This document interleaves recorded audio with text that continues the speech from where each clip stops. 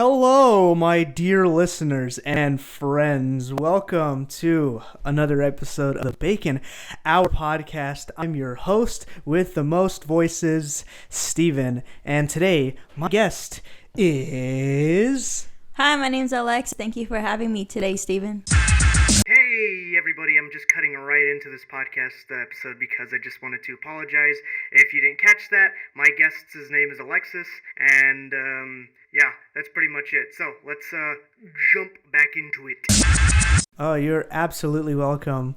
So, today's topic is going to be kind of, I would say very extraordinary, because it's dealing with, and I know this sounds kind of morbid, but it's dealing with death and dying. Granted, I'm just, we're over here just trying to. I have some very good points that I want to, start making about this. But anyways, let's just kind of jump right into it, because because it's, I don't want to keep the viewers waiting and stuff. All right, so let's just clean the air. Why am I talking about it? Why? Is because I've just been recently, like, as of the date of recording this, there's just been a lot that's happening, and it's kind of like there's a lot of things happening at home. Granted, I'm not gonna specify like everything, but there's sort of like things that we're preparing for here at my humble abode in over here, and it deals with my grandmother, and so it's like, she's aging, she's kind of just getting there. I think a more important question is, like, should we talk about this? And, well, not just specifying for this podcast, because then it would end in like 2 seconds. But, like, Alexis, what's your opinion on, like, just the general topic of, like, death and like passing away and stuff? Well, I mean, death, it's a scary thought, but like, we're all gonna end up dying, so, in our own way. Yeah. So, I think, yeah, like, it's, like, granted, like, I know it kind of, the way you put it, it's like, oh, we're all gonna do, like, but it's kind of the truth, and it's, like, there's no easy way to put it, because, like, it's really, like, in the long run, like, we're all here to just have a life to live and enjoy, and it's like, death's probably the last thing in our minds, and that's true. But when I say, like, should we talk about this, and should people talk about it, I think, maybe they should, because there's sort of like, sometimes when you talk about death, it's like, and you, like, try to stray away from the thing, like, there's just a big elephant in the room, and it's like, you'll be thinking about it, and, like, afterwards, and so, come on, let's kind of wake up a bit, and let's just, embrace that a little bit. I know it sounds weird, like, just having to say this stuff. I'm no means, like, God forbid, like, tell you guys, like, oh man, die faster. No, that's no, that's a no. Come on. What I am trying to really, like, get down to is sort of like just, kind of be open about it, because in life, it's kind of, you're bound to just experience it, whether you see, like, somebody close to you, like, pass away, or you have a friend who is, like, probably some, like, old person, and they happen to just, like, you're really close with them, and then they just pass away, and it's like, those experiences sort of, like, those experiences either can, like, make or break you, or they can just make you numb. But yeah, what do you think? Should we be talking about, yeah, this kind of stuff in, like, general conversation? Yeah, I think we should. We should. I kind of agree too. And it's like, don't get me wrong, like, for some people it's a really scary thought to think, like, how or when. It's like, but then again, like, you don't know, and so, like, you're kind of just thrown in for a loop, and so, like, it's just really, it can go either way with some people. You can either be, embracive about it, or you can just run from it. And, like, I kind of think that, we should just normalize it, and that kind of jumps right into something else. Normalizing talking about death and stuff is like, I don't get me wrong, it makes you sound kind of like those people obsessed with eating picnics in cemeteries and stuff, but yeah. But no, that's something different. They're obsessed with like dead people, not like The dark stuff. the dark stuff. Yeah, I think they're obsessed with, like, again, dead people, not like death itself, but just people out there who are like, oh man, like, give me, liberty or death. But yeah, it's a morbid topic to talk about, but I would rather, like, I kind of get the, like, fresh scoop of, like, what goes into, just being okay with it, because, like, I know that I've had people, some of my close friends, they've lost loved ones just only because, like, they've come to the part of their life where it's like, they're at the end of the line, and it's like it's time to go to the great beyond and whatnot, or whatever it is people believe after death. But yeah, no, I think talking about this more and more is really, like, it's kind of eye-opening and stuff, and I really think it's something a lot of people should talk about. Well, what do you have to say about all this? I say that death could be given at any time, so I think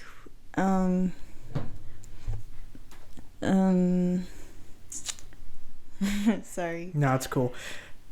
Well, do you have any questions for me, Steven? I mean, knowing that you've worked with, like, death and whatnot, or, like, not death, because no, you've worked. I've dealt with a lot of deaths dealt at with my a work. lot of deaths, yes, and it could be hard at times because it comes when you least expect it, or when you know their time is about to come, especially during this whole COVID thing. Because I work at an old folks home, so we're not allowing any visitors in right now. So if somebody dies, we can only allow so many people in because of the virus that's going around, which is a real bummer because, like, all the families just want to come and see, and we can only let so many people in. Or, when somebody's feeling sick, they can't just send anybody to come. It has to be, like, approved by certain facilities as well. Yeah. So, you've had a lot of experience with that. Do you have any, like, stories to share without, like, obviously giving out names or whatever, but, like, just, do you have any stories to share? Well, we did have this one lady. She moved in. She's been there for a while. She has dementia, so she doesn't really remember anything. Well, her husband came in years later. He just moved in because he broke his hip. So he stayed in a 2-bedroom room with her. Well, he ended up passing away before her, and her daughter was really upset about it. She couldn't believe it. He died, I think, at 3 a.m. So they ended up coming for him like an hour later. And then we had her call her daughter, and she was just in disbelief. So I can only imagine. She doesn't really come as often anymore to visit her mom like she used to. Yeah. I can only imagine how, like, devastated that daughter would be. Like, and again, you said that, like, it can happen at, like, any time and, like, anywhere, especially when you're at the end of your line. I don't think I've ever, like, had a experience with, like... Yeah, the first time I experienced a death in front of me, I didn't know how to feel. I was just, like, numb. Like, I wasn't, like... In denial or anything? No, like... You just didn't feel anything? I didn't feel anything. Like, it happened. Like, I tried to, like, help save her, but, like, I tried what I could, but, like, I don't know. She died. Man. You pretty much did everything in your power to save this person, right? Yeah. I would imagine, like, somebody else would probably be, like, really, like, completely devastated knowing that they, this person, you tried to save them. You tried everything that you could in your own humanly way to, like, save them, but, like, it's just, sometimes it's just too late. They slip, and then they just go straight in the light. Um, for me personally, like haven't experienced like somebody like close to me. Sorry. I haven't experienced anybody close to me like pass away or anything. But I have had like, you know, a lot of my close friends. They're you know, they've had family members, grandparents, uncles, aunts, and so many of their like family just kind of like they've departed. And I sometimes ask about it, and it's like, you know, and whether it happened like years ago or like whatever, it's like I sometimes ask them, I'm like, you know, how did you feel like when that happened? And then they would tell me their own thing, whether like, oh, I was in complete disbelief, you know, having a panic attack, or I didn't feel nothing at first, but then I kicked into me like maybe a week or so later, and it's like, oh shit, they're dead. Like they're dead, they're gone. Yeah, it doesn't hit people till like a week later or so. Yeah. Oh man, like I just, whew, boy, like damn. I like jumping on that, like especially with how people can feel and whatnot, you know. It's kind of like I think the question I'm trying to ask is like, why is it so hard to deal with? And like, but then again, you just accept it in the end, you know, like. I think it's hard to deal with death at first because, you know, you're not going to see them again. You can't talk to them, or you can't. All you can do is just like they're gone. Pay their respects and visit where they're last buried or something. It's kind of it's yeah, like it's hard, like you said, it's really hard. And granted, like accepting it is like, I think it's a journey that everybody takes at some point, because, you know, and I'm just speaking like in general terms here. There's always like at some point like you're going to have to, you know, experience it for yourself firsthand, you know, someone close to you, and it's like, you know, you just have to I think you just have to go about it in your own way, you know. I know there's some people out there who are like, when they find out like somebody close to them has died or something, friend, family, they're either like, you know, quiet about it, they're either like really like destructive about it. And so like there's no like real right way to deal with that sort of stuff. You just have to follow your own, like what your mind is telling you at the moment, or what's going on. Right.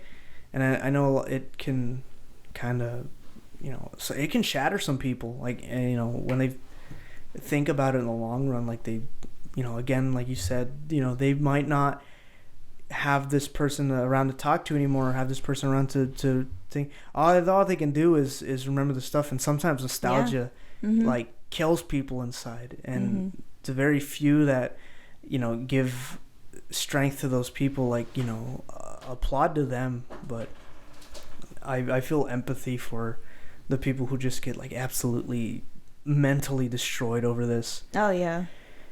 I don't know, what's your thoughts on, well, like, some having people, to like accept it in the end? and it may be hard at first, but in the end, some of them are just really grateful that their loved ones don't gotta suffer anymore. Yes, there you go. Yes. Because like sometimes old people, when they age, it's like their mind like deteriorates. They get dementia, they get Alzheimer's, like they can't do anything for themselves anymore. Yeah, or they can't like they can't walk anymore or something. It becomes hard for them, and they're becoming already like they're like, it's kind of, because we did have this one man, he was just laying in bed all the time, and he couldn't talk. He, like, you know, he had dementia, and he couldn't like get up and walk. He was also blind too. So, and he could eat, but he has a fast metabolism, so he wouldn't gain any weight. So he was just really bony.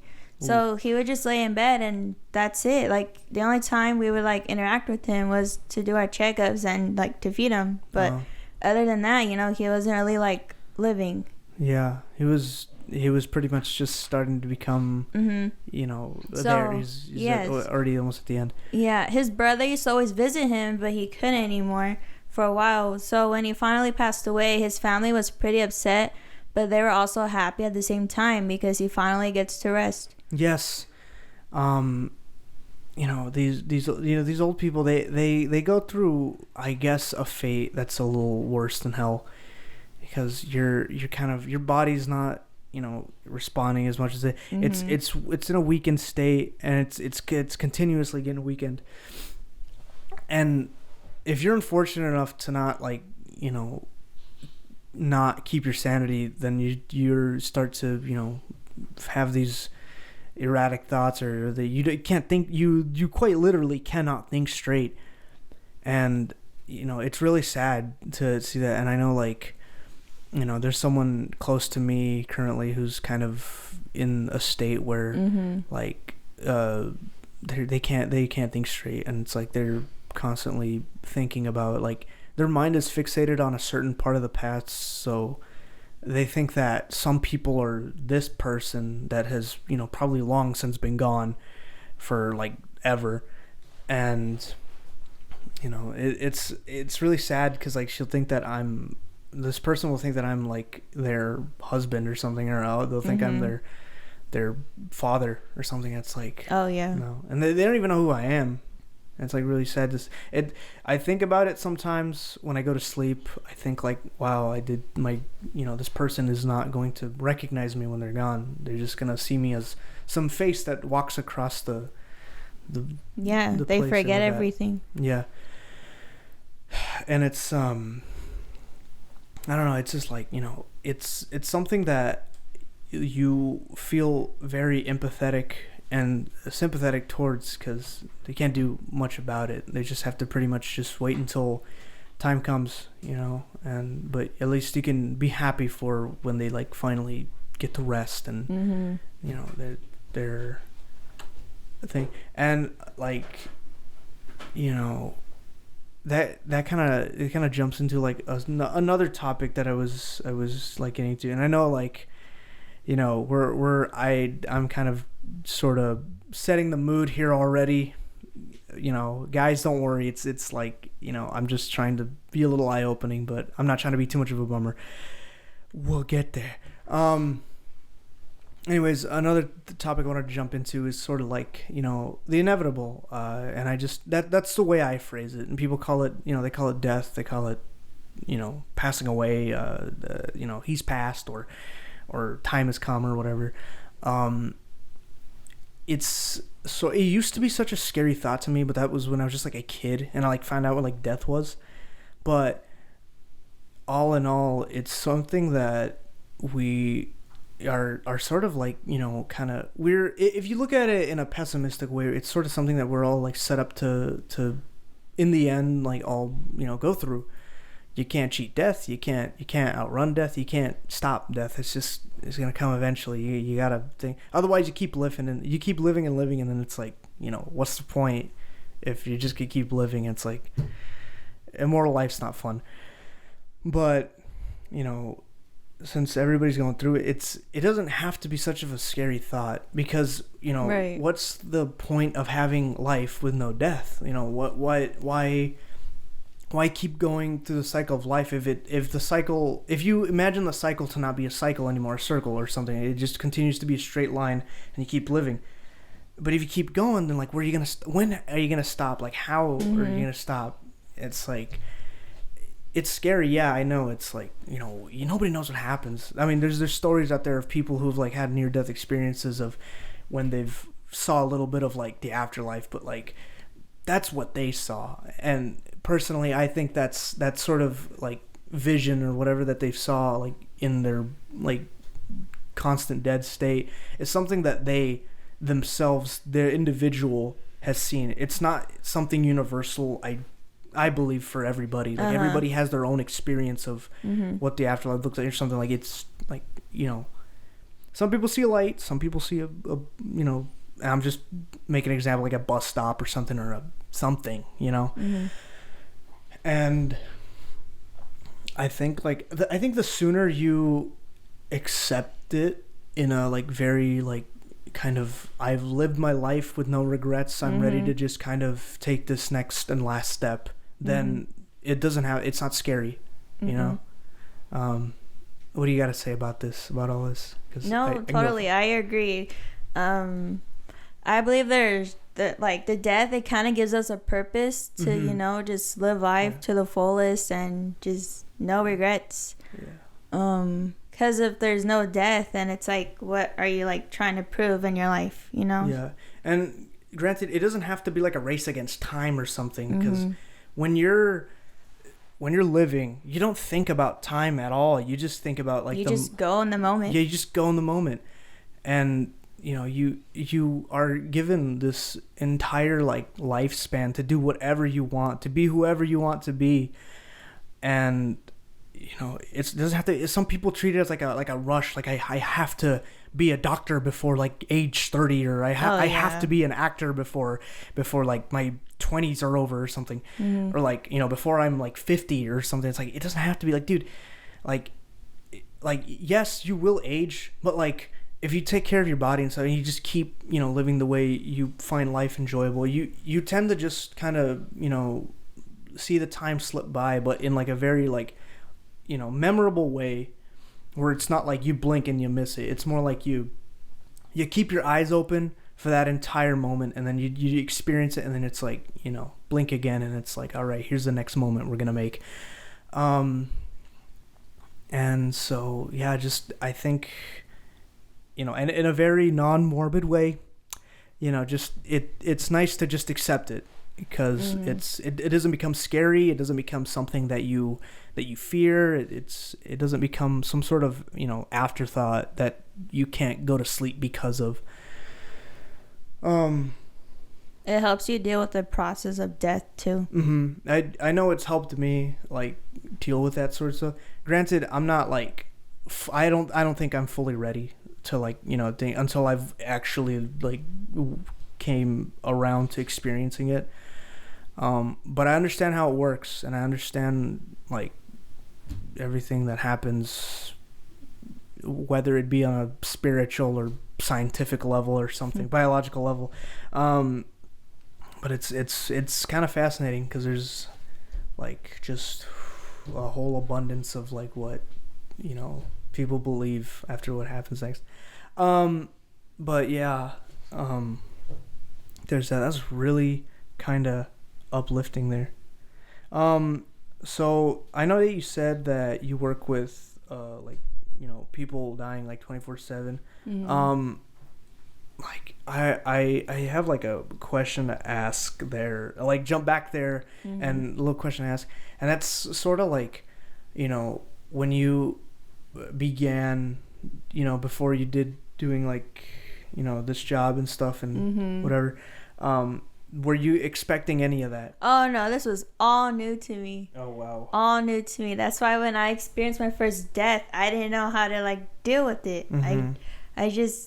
I don't know, it just didn't seem real. It didn't hit me till like later on. Yeah. I'm like, oh, like a dead person really did die in front of me. Like, I didn't know how to feel at the moment, but after work, I kind of felt numb. But then I got over it, and then like as time passed by, it kind of became normal to me. Like, oh, so-and-so's sick, you know, this is probably going to happen at this time. So now I could deal with it better, but no, this was all new to me. Well, do you think that like, do you think you'll ever like continue to get used to it, or just like it'll keep sort of surprising you like over and over? Like, how do you feel about that? I think I'm kind of used to it at the moment, because it's not any of, like, I love all of the residents, but it's not like any of my personal loved ones. That's why I don't feel like a certain type of way, but I'm kind of used to it because it's like work related, you know? Yeah. I think I have one more question. It's like right on the tip of my tongue too. I don't know. Do you think that there's something like after like after like you just like after the life? You think there's something after that? And you don't have to generalize like you can generalize something like you could say you could just be like yes, no, whatever. What do you think? Because I think there is. Me too. Yeah. Me too. Because I mean, like, yeah, I'll just leave it at that. I just think that there's something there. Wow, we've kind of sort of brushed through all that. I kind of feel like just recording this and just like thing. I kind of feel a bit like eye opened and very used to it now. Granted, I don't know if I can say the same for our viewers, but hey, you doing okay out there? Don't worry, the mood will lighten and we'll get there. But yeah, no. Very eye opening, and like your experiences already have like taught me a lot about understanding death and sort of not what to expect, but like how I can expect it or something. It can. Well, you just see them like being ill day by day, so you just see it coming. Yeah, I think when the time comes, it's like I'm gonna need quite literally everybody that I ever known like there with me. But for now, I'm just trying to keep myself strong as much as you've done for yourself. Thank you. You deserve bravo applause. I think we're gonna be going on break after this little wackadoo commercial. We're just gonna vibe and try to lighten the mood after all this like talk of death and stuff, because it has got me thinking a bit, but it has got me thinking a bit in the sort of the right ways. So we'll be right back. Don't go anywhere. Keep listening.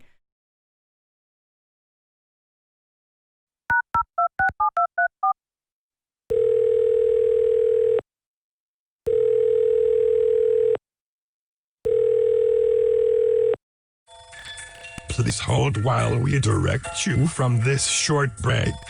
Today's podcast episode was brought to you in part by the letter F. The letter F, good for health, bad for education, and use it irresponsibly. The Bacon Hour podcast would like to thank and appreciate you, the listeners, for always tuning in. Okay, break over. We now return to our regularly scheduled program.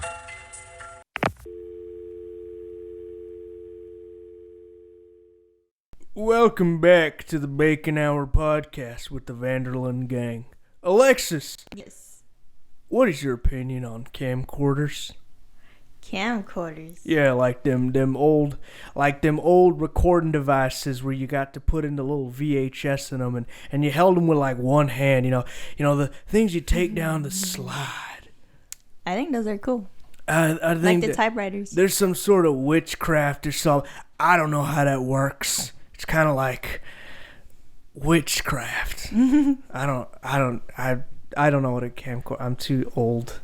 Actually, I'm not. No, I'm too young. No, I'm not even old nor young. I know what a camcorder is because I have owned one, and there are so many memories on our old one, but they're locked away somewhere. I don't know where. Camcorders were like the kids who were the camcorders who were like recording, because you find a bunch. I got one for my birthday one time. Me and my brother kept making movies. That's the type of fun. That's the type of early 2000s fun that everybody had. Just grab the camcorder, make a home movie, make something dumb, make some sort of dumb video with it.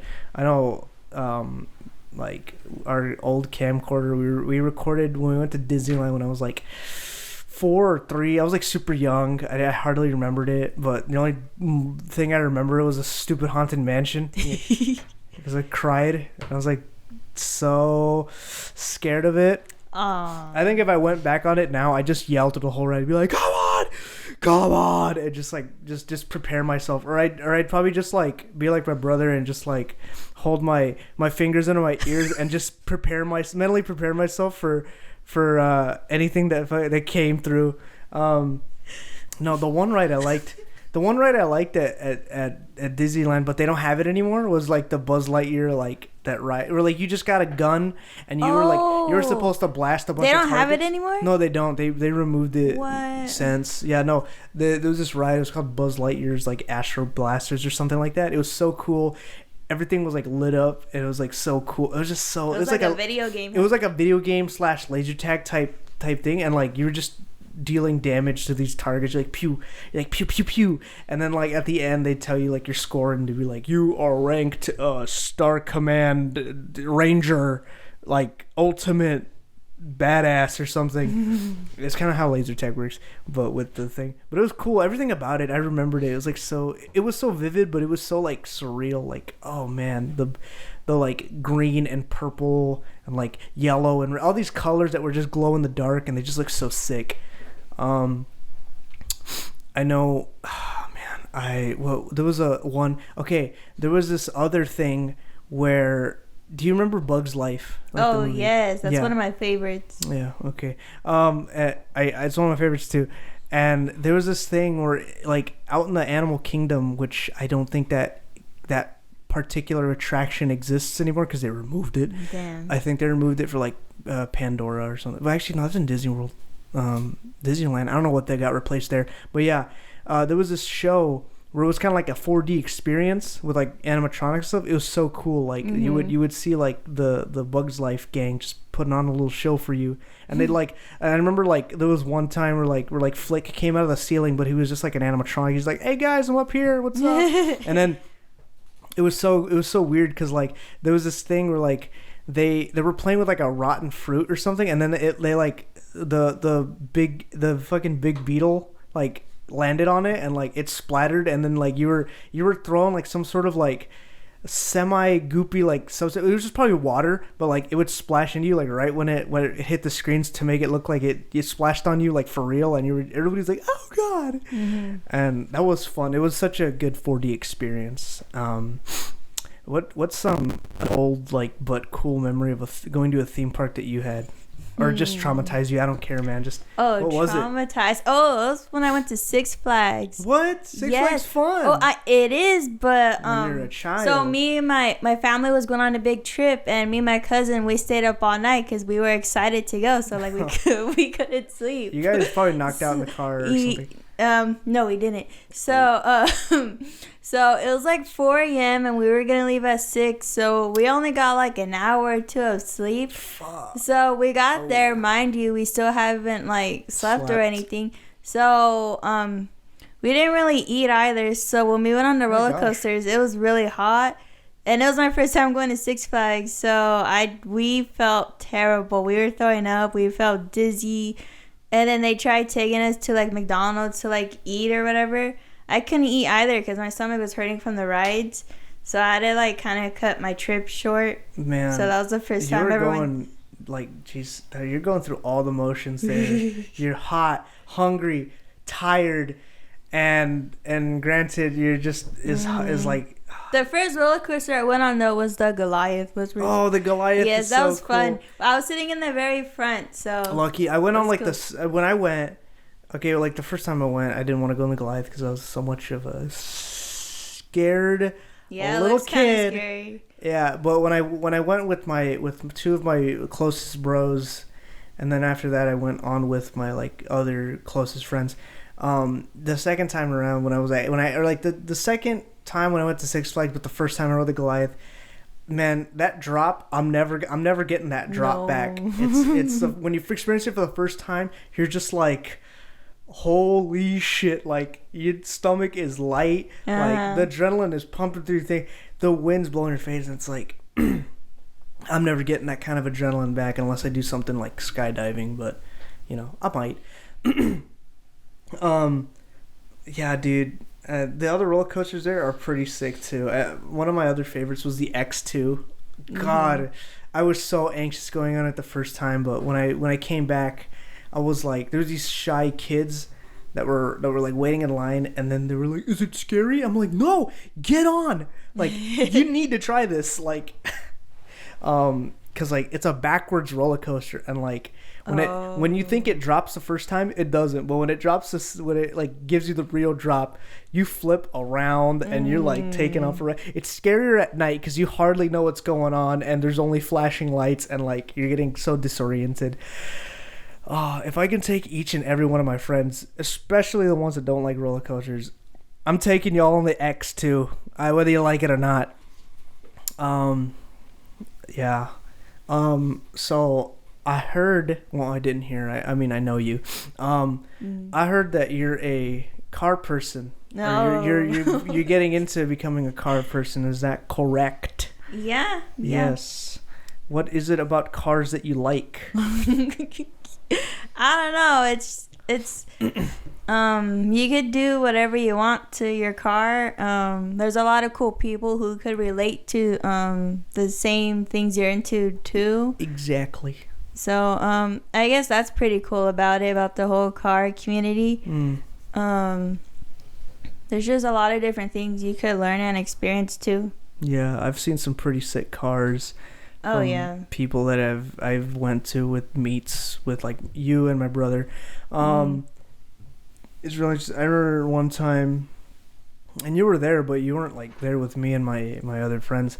This guy had his like this. I think it was a SNES or some old game like console. Where was this at? This was like at I don't remember, but it was like I think it was like a few weeks later. Not a few weeks ago. It was like earlier this month. In Fresno? In Fresno, yeah. And so like they were, how do I say, like they had an old console like hooked up into like where the radio's supposed to be, and it was just, oh wow, you could straight play like Street Fighter 2, and it's like, what the hell? Wow. There was this other guy who had like his car looked like, again, like his car looked very like kind of not too shabby, but is like, you know, could use work. The engine though, that engine, like, it's kind of like when you think like I don't know how to put the analogy to it. It's just that like underneath the hood there's just this impressive engine to this almost beat up looking car. I will ask too, what is your dream car? My dream car. Yeah, what is your dream car? Or dream bike or dream vehicle? What is it? Well, I do want to get a bike. A bike? Yeah, what kind of bike? A black Harley. Black Harley. Damn, they loud when they rev. Damn, if I wanted to get a bike, I'd probably just get like a yellow moped. No reason. I mean, if you know me, then you know that. Why yellow? Because it's from an anime. You and your brother must really like yellow, huh? Yeah. It's because it's from an anime, and like the protagonist kind of, or I would say tritagonist of that series, has a like this old like yellow Vespa, but it's you could tell it's old because of like the model, but like a moped would be cool. It would be, but I want to soup that thing up to where it's like impossibly fast. The fastest moped, huh? The fastest moped, like damn, dude. No, but I think like my dream, my dream car is a 1983 DMC-12. It's a DeLorean. Oh yeah. I know if you've ever met me or something, or you ever bring up cars or something, I'll just immediately be like, oh, I was like, fucking 1983 DMC. Like I won't shut up about it. I was like, it's got cool doors. It's got, you know, it was in Back to the Future, and then like, yeah. So what got you into that car? The movies, the Back to the Future. No, not just the Back to the Future movies, but I started looking more into the car, and I like there's such an interesting history about it. You'll find like a lot of like documentaries on like the creator, the founder of DMC, John DeLorean. It's like it's kind of, and it's kind of sucks because like the whole history of the car, like it just came out at the wrong time. Yeah. Especially in the 80s when everything was like, a lot of shit in the world was happening, and like it wasn't the right time, and like all the manufacturers over there in like Ireland or some shit was like they were being like underpaid or something. It's a really interesting history. Like I highly encourage you or anybody listening to look that up. But cool car, cool doors. I would love to own one someday, build it. I don't know, man. As long as I have it, I have the keys to it, and I get to drive it whenever I feel like it. Bump some future funk or something. That's it. Like that's I completed. Up until then, I've completed my dream car dream. But yeah, so I can't shut up about that car sometimes. Well, I think that's every car person about a certain type of car. Yeah, but they've gotten all their dream cars and stuff. Yeah. I did wanna real quickly like retract back to our earlier topic, even though I know that you guys don't want to hear about it again. But can't keep the elephant in the room until you shoo it away. Guys, it's okay. Life is cool, and you just got to keep living in it. Okay, that's all I'm gonna say because we've already strayed so far away from it. I would say something more inspirational, but I'm kind of I'm out of it. Do you have anything to say to the viewers, or like obtaining to our topic from earlier? No, just keep living. Just yeah. Yeah, be happy, be ambitious, and yeah, just it's all your own pace. What is your opinion on the voice acting? My opinion? Yes, you. I think it's pretty cool. You do a pretty good job at it. Thank you. Well, I mean, I was just talking about like in general, but you're too kind. Like, what do you think? Have you ever like how much of it do you know? I know very little of it, to be honest. But I think it takes a lot of skill to like voice a certain tone or like a certain character too. Yes, it does, and it's highly underappreciated. I think like these people are so talented that they can be like, they can be animals or some different like kind of, I don't know. They could just be anything, anyone, and quite frankly, like, any age sometimes too, because they can some. I know there's a lot of women out there who mainly do like boy voices, because like when you get a kid, it's inevitable his voice is gonna deepen unless they like make the character grow with him. But yeah, dude. Is that why they have female voice actors? Yeah, it's mainly a lot of female voice actors. I didn't know that. Yeah, a lot of female voice actors are always pitted to do like kid voices because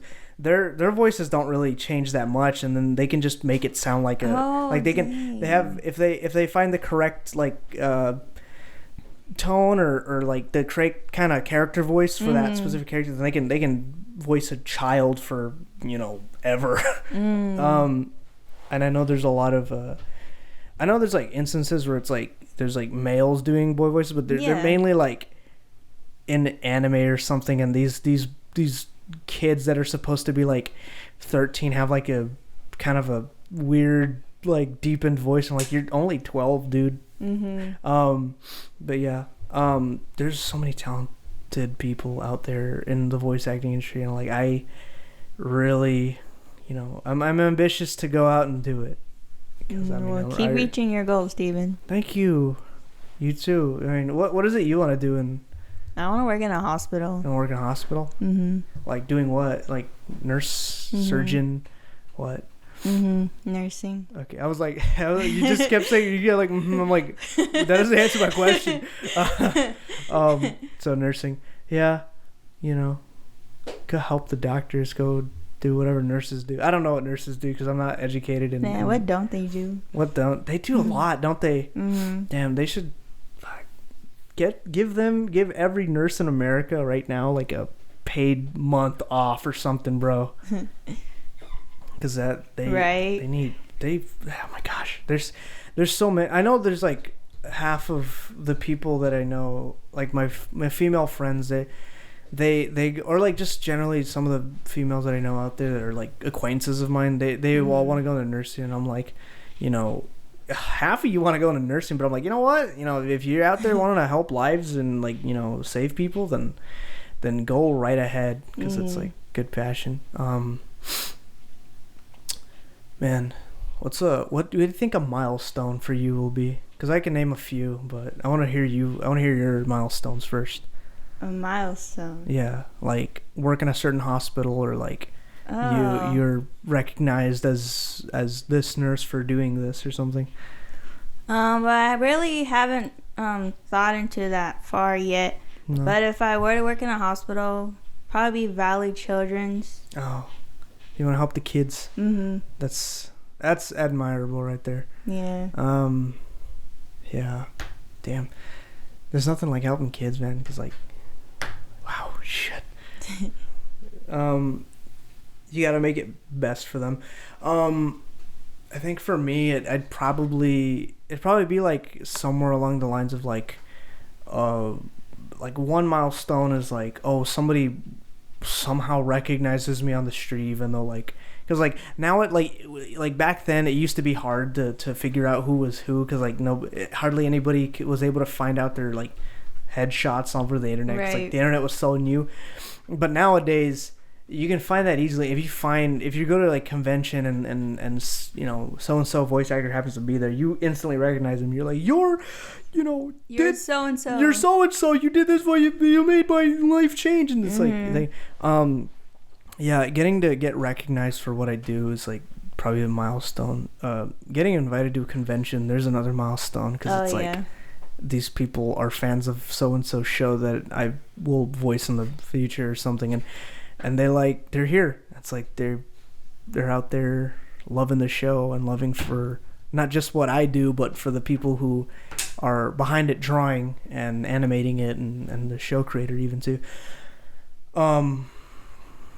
Yeah, those are only like a few of the milestones. Like I know I have a friend who she lives in Chicago. She also wants to do voice acting, and like we kind of made it like a bit of a promise to like, hey, what if we should totally try to audition, like what if by chance or if by coincidence we work on the same show, like that would be the best like crossroads ever, because you know, her and I are like super close, and it's like, you know, we vibe hella cool, hella great, and it's like she's cool. But yeah, I'm out of. I do not know what to ask next of you, or like what other things to think. What do you think's so cool about time? Time. Yeah, like just the time. Yeah, just that's it. I don't know. Time flies, but it doesn't when you don't want it to. That is so true. Mm-hmm. I like how time is literally just a man-made thing. Like it I'm gonna like kind of mind fuck you there, or just mind fuck some of you out there listening to you. Time is something man-made only because we needed something to tell the fucking the hours of the day, or the minutes, hours, seconds. Those are all man-made things. Those aren't like something sort of like, I guess, universal. I mean, granted, people back then, they're like, we invented the sundial to you know, use the shadow of the sun to tell the time, or we invented clocks and stuff, or digital clocks. It's like, wow, like, oh my god, like without these people, like we would know what minutes, seconds, or time, or like whatever it is. Man, that is like, that's something to think about.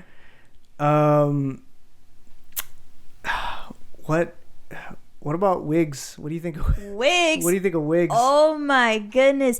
Okay. Wow. I think wigs are cool to like a certain extent. You like really touched down on something here.